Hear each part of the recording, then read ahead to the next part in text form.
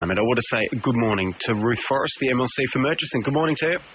Good morning, Leon. Nice to chat this morning. Time to talk tax reform, Ruth Forrest? Again. The Premier has said he doesn't want to go near a conversation about the GST, and he's not alone. Every other Premier and Chief Minister has said effectively the same thing in the days since the state budget. Are they right?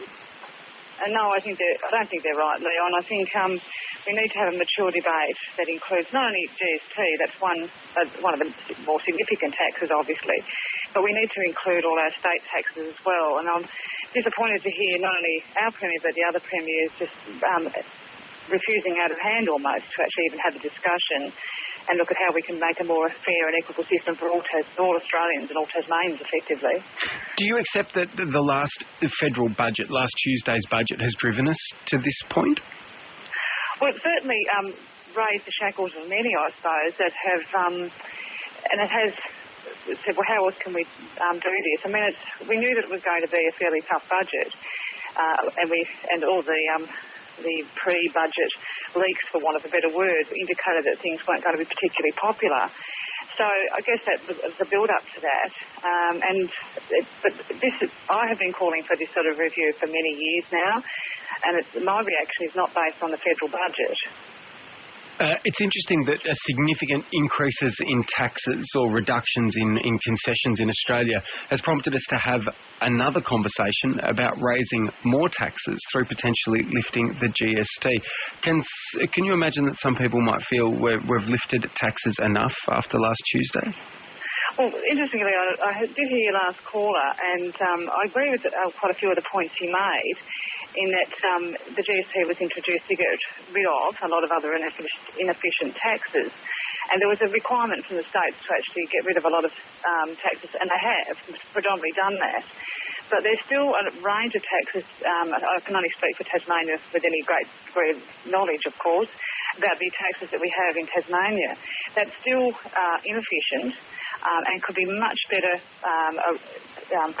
formulated to actually be fairer, more equitable, simpler, and actually shift the burden of the tax to where it should be at times. So I think we don't want to. I don't want to just talk about GST, though I think it's an important part of the mix. We need to talk about our state taxes, and there are taxes I believe we should get rid of.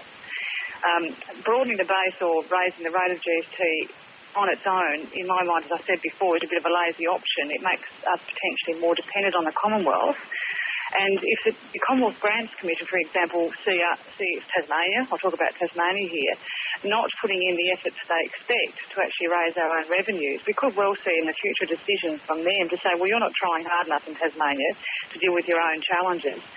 We're going to give you a bit less GST in that mix-up, in the formula they work out how much you'll get. The last government, and I don't think it was alone here, walked away from conversations about tax reform. Is this new government more likely to want to tackle the issue? Well, I was on that tax review panel, Leon, as you may remember, and it was a decision. There was a Liberal Party member that Peter Gutman was on it. Started off with the Treasurer at the time, Michael Ed, and then Larry Giddings as Treasurer took over when she took over as Treasurer. Tim Morris as the Greens representative and myself were on it. And we produced some good information about the state tax system and started some public consultation, which wasn't really well engaged with. It's always a difficult thing to talk about tax in the community.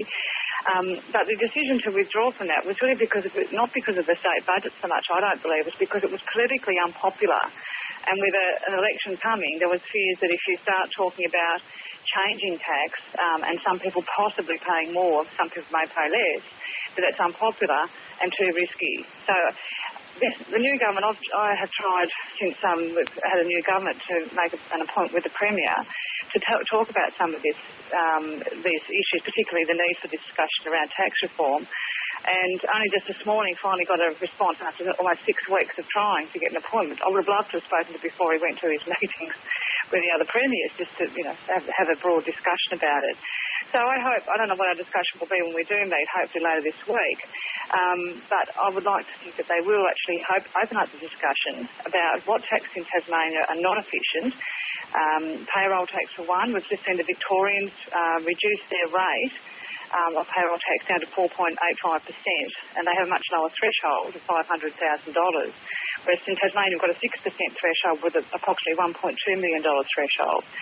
So payroll tax, if it's done properly, can be a very efficient tax that doesn't burden the low-income earners, and so you don't need to provide compensation.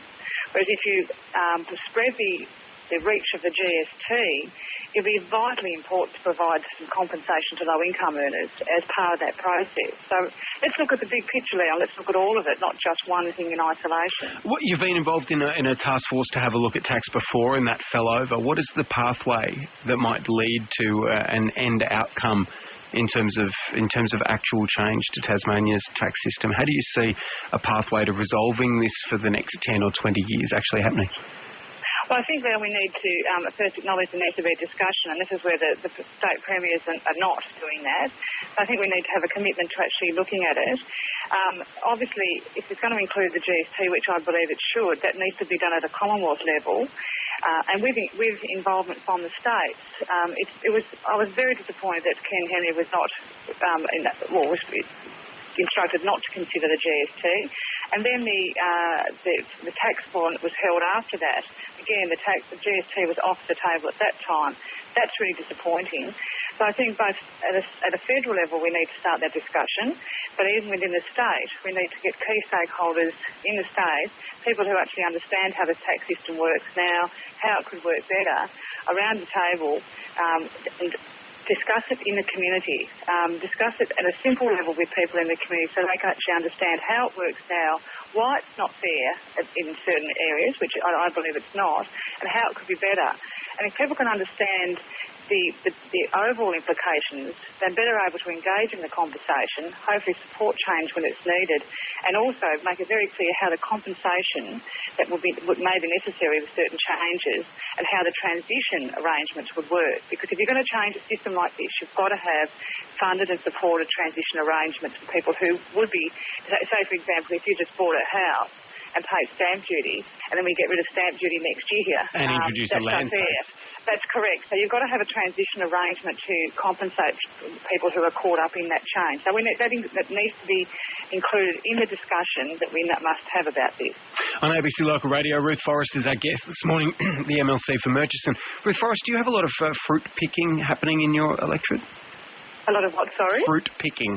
Oh, fruit picking. Yes, I've mentally made the jump to our next subject for discussion. Is there a lot of fruit picking going on in your electorate? Not at the moment, I don't think. Well, not at the moment. In any given 12-month period? No, well, there's a little bit. Oh, there's a bit that goes on. We've got a blueberry farm that's growing all the time that requires fruit pickers. The problem with if you rely on fruit picking as your source of income, it's very seasonal. Indeed, it runs from about, as far as we can tell, about to October to May when you can be guaranteed to pick up work. Nonetheless, it might be expected to be the big soak or big sponge to soak up labour in Tasmania if under 30s are denied welfare benefits in most cases. We've been talking about that over the past week. We're going to go back and talk about it tomorrow. The people that we speak to that employ in these farms tend to much prefer interstate or overseas labour. If we're going to force people unemployed under 30 to take these jobs, do we have to force farmers, do you think, to be more likely to prefer or accept them? Well, I guess I think it's a discussion that is going to be an interesting one because when you're picking fruit, particularly high-value fruit like blueberries and raspberries and things that damage easily, you want people who are wanting to be there, who are skilled to a degree in what they're doing, and also committed to what they're doing. So I think I'm pretty sure most people could be trained to pick fruit in a way that's appropriate. So it could well be part of the mix of people that are, if this continues as suggested by the federal government, to require people to actually work at times, then of course it could be an option, but you need to be sure that you're able to train the people to even though it might seem a fairly simple process, I'm sure, I haven't actually done it myself, Leon, so I'm not sure what the intricacies are of picking fruit of that nature. I think turn up on time and work hard will be... that's one of them. and not complain too much would probably be key areas of expertise you'd need. But we're told from the fruit companies that we speak to and the family businesses, they much prefer people from interstate and overseas. It'll be interesting to see how that conversation flows. Ruth Forrest, nice to chat to you as ever. My pleasure, Leon. Just before you go, I mean, just the arguments about tax reform, it seems that you're saying ideally it will be done with bipartisan or maybe tripartisan support in Tasmania, tax reform. And yet it's always hard to see that happening. Do you think it would necessarily need the Liberal Party and the Labor Party to agree to tax reform together? And expressed out of 1,000, what do you think the probability of that is actually happening? Oh, well, I think it's vital that all key players end up singing from the same song sheet effectively, Leon, because if we don't, then you're going to have this argy-bargy that goes on where one party says this, the other party has to disagree. So that's why we need to have a fairly open discussion that engages the community as well as experts in the field, economists and people like that who actually understand how systems work, federally and statewide, on a state basis. So it will be important for all parties to engage. While then naturally political parties want to have points of difference, there may be points of difference that can still prevail about certain aspects of the tax regime. But I think it's important that if we're going to move forward at all, we do need to actually have some broad agreement on the need to change the way things are, to ensure we have an efficient, effective, simple and equitable taxation system that actually compensates those in the lower income brackets that simply cannot afford to pay. Good to talk to you this morning. My pleasure, Leon. Ruth Forrest, MLC for